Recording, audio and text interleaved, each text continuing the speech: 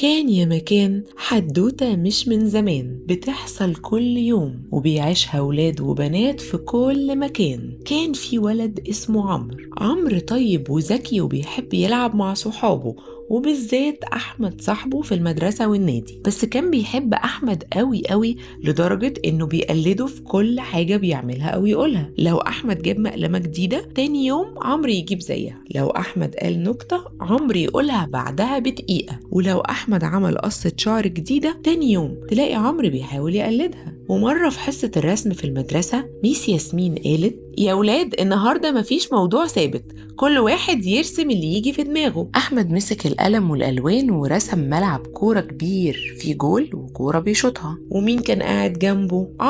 عمرو رسم نفس الرسمة تقريبا بنفس التفاصيل، حتى نفس لون الكورة. ولما كل واحد قال رسم ايه كل الولاد استغربوا ان عمرو قلد احمد بالظبط. احمد بصله باستغراب وسكت وحس ان عمرو مش بيفكر خالص، بيعمل زيه طول الوقت. احمد ما قالش حاجه لعمرو، بس هو اتضايق من جواه. وفي يوم احمد راح النادي لابس جاكيت اسود جديد لونه بيلمع وشكله حلو قوي، وعجب كل الولاد اصحابهم وفضلوا يقولوا له: ده تحفه يا احمد، ده حلو قوي قوي. عمرو بص لاحمد والجاكيت بتاعه بنظره اعجاب وحب. والاسبوع اللي بعده عمرو راح النادي لابس نفس الجاكيت بالظبط.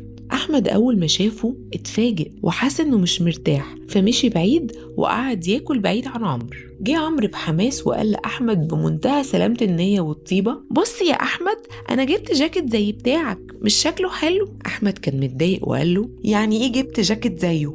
ليه كل حاجة بتعملها زيي؟ عمرو اتفاجئ من رده واتلخبط وقال له: عادي يعني، أنا عجبني شكلك وانت لابسه فجبت واحد زيه. أحمد بصله وهو متضايق: انت في المدرسة رسمت نفس الرسمة اللي أنا رسمتها، ودلوقتي نفس الجاكيت، حتى في التمرين انت بتقلدني. عمرو حاول يدافع عن نفسه وقال له: أنا مش بقلدك، أنا مش قصدي، أنا بس بحب اللي بتعمله فبعمل زيه. أحمد اتعصب أكتر وقال له: طب ابقى اعمل حاجاتك انت، مش كل مرة لازم تعمل زيي. عمرو وشه احمر واتكسف وقال له: ماشي خلاص، أنا مش هعمل زيك تاني. ولف أحمد وراح يلعب بعيد.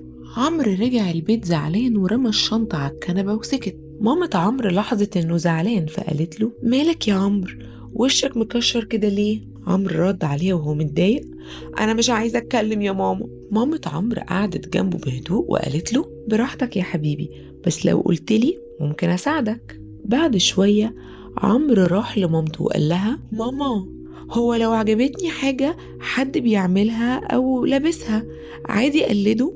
مامته ردت عليه: أكيد يا عمرو، ممكن تتعلم من غيرك وتعمل حاجة حلوة هو بيعملها، بس مهم تكون على طبيعتك وبتعمل الحاجة اللي شبهك وبتعبر عنك انت، لأن التقليد مش دايما وحش، بس بحدود، مش طول الوقت، لأنه لو طول الوقت هتبقى حاجة وحشة. عمرو سكت شوية وقال لها: ماما، احمد اتضايق مني وقال اني بقعد اقلده في كل حاجه. مامة عمرو قالت له: وانت بتقلده فعلا يا عمرو في كل حاجه؟ عمرو قال لها ببراءه: يا ماما، انا بحبه، في حصه الرسم هو رسم رسمه وانا ما كنتش عارف ارسم ايه فرسمت زيه، وبعدها لما جاب جاكيت حلو انا جيت قلتلك عشان عايزه اجيب زيه عشان ابقى حلو زيه، هو ده غلط؟ مامة عمرو قالت له: لا، مش غلط ان تعجبك حاجة، بس مهم كمان يكون عندك حاجات شبهك انت، حاجات من دماغك، ولبس يخليك مميز يبين ذوقك انت والالوان اللي بتحبها. مش لازم تقلده عشان تبقى حلو، كل واحد عنده الحاجة اللي بتخليه حلو اللي شبهه هو. عمرو بصلها وقال: بس انا مش دايما بعرف اعمل حاجات لوحدي ومش بعرف انا بحب ايه. مامته قالت له: وهو ده الحلو، انك تجرب، لو كل مرة عملت زي حد تاني مش هتعرف انت بتحب ايه بجد. جرب ترسم حاجة من خيالك حتى لو صغيرة، حتى لو حاسس انها مش حلوة. عمرو سكت شوية وقال: طب ممكن اوريكي رسمة جديدة من دماغي مش هقلد فيها حد؟ مامته حضنته وقالت له: اكيد يا حبيبي، ارسم ووريني وانا مستنياك.